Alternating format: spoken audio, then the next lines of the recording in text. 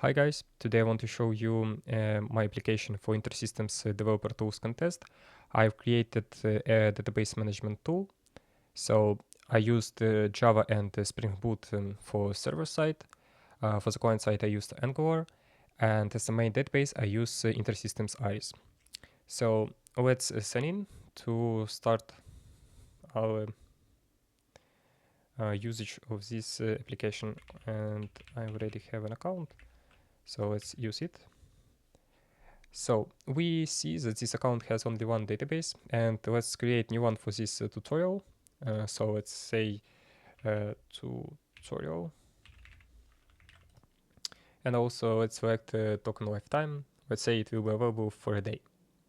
So we created new database with name tutorial. We can see information about this table, and here we see in the connection information. So here's access token and expiration date. And we can see that this token will be available for a day. If it is expired, we can regenerate, create one. So we can select like months, and we can see that we regenerated our token, and it will be available for a month. So let's create a new table to see how REST API works to manage like data in tables. So let's say that it will be, let's say, tutorial table, and let's say we want an ID field. It will be begin. Let's say it will be primary key and identity. Let's say we want a name field. Let's say user. Here we want let's say varchar, and username will be 50 characters, not now. Let's say unique. Let's say again username, and let's add column and say let's age of the user. So we want age int, and we won't add any constraints. So let's create table. We created a user table, and here we can see table information. So we can update table, and I don't like the name user, so let's create users table. Okay, so we have 3 columns: ID, username, age. We can see column types, we can see constraints for each column, we can update, add columns, and remove if you want. So, and the interesting part of this database management tool is REST API to work with data in tables. So we see 5 endpoints for now, and we can get create, update, and delete records in our table. So let's start. I show you how it works and how to use it. So first of all, we need to move back to the database information and get access token to our database. This token works for all tables in this database and only for this database. So let's copy this and let's paste it here. So, and let's again move to our table, and let's say we want to get all records from our table. We know that this table are new and there is no records, but let's check if it's true. So let's send request. Oops, and I need to maybe update somehow this token, because yeah, I think something okay. Yes, somehow. Yes, so we see that our table doesn't have any records. So now let's say we want to add new records. So we need to copy this URL, paste. Again, we need JSON, and we need this header, and we need body. So body, example of body is here. So we need column name and value. So our table has 3 columns. First one is ID, and we see that this field is auto increment identity, so it will be generated automatically by database. So what we need to specify username because it's not null, but we optional can specify age because it doesn't have any constraint. So let's say we want to specify username because we need to specify this, and let's say user1. But let's do not specify age for this user and create it. So we create it and let's check. So yes, we created new user with username user1 and age null. But let's say we want to create new user, user2, and let's say we want to add age and let's say 10. So we send request and retrieve the data, and we see that we have already two users, and the first one without age, the second one is with age 10. So let's say we want to update age for the first user. What we need? We need to use update by field API request. So we need again these two headers, and we need to specify body. So body looks like that. We need condition. So we want to update by let's say by username. So we need column name username.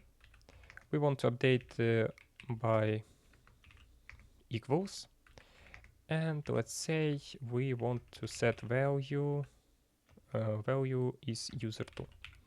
So now we need object what we updated. So we need to specify age, and we want to say that age will be 16, for example. And let's send request. So we see that our record is updated, and we updated age for the second user. So let's update for the first user, and let's set let's set 20 and send request, retrieve the data, and we see that the user 1 now has age 20 and the user 1 has age 16. And for example, we don't need the user. Let's create some dummy user, and let's say age let's say this number. For the age we saved, we see that we have this dummy user, and we want to delete this because it's fake and we don't need it. So paste it here. We need again token, and what we need again body. So body is a condition by as well. So we need to specify what again we need this content type. We need column name. So we want to remove by ID, let's say. We need operator, let's say equals, and we need value, and we need value for the user, for the third user. Let's check his ID. His ID is 3, so we set this value and send. So we see that we removed already this user, and let's do not use this request to get all users, but let's use the last one request and get user by column. So again we need these headers, and we need again a body. So we need column name, we need ID, and we need value 3. So send request, and we see that we don't have such users in our table, and we can retrieve the data from all information from our table, and we see that it doesn't exist. So I want to show you how it works in the database.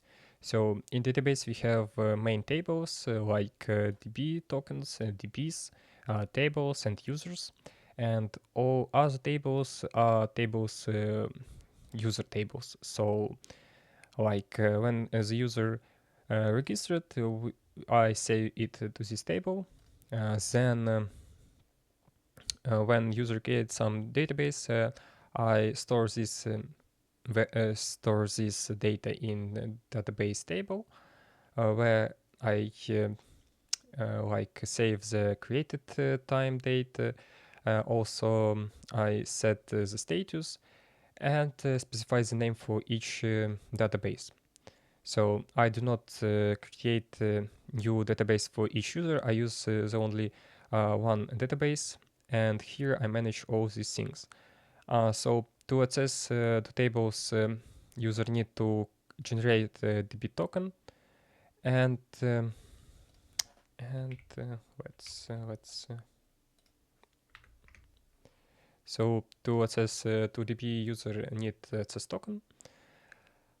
So if user want to access data in tables, he need access token. Without it, nobody can retrieve or make some operations with data in tables.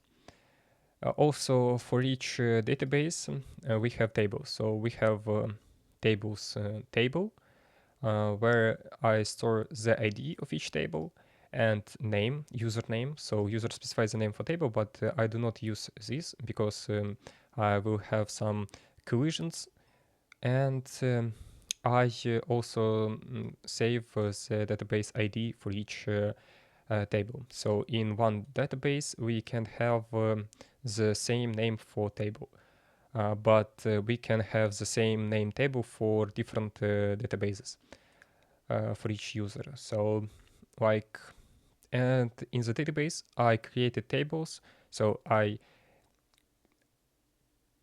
use prefix table and the suffix 5 ID. So each user table in the database have this representation.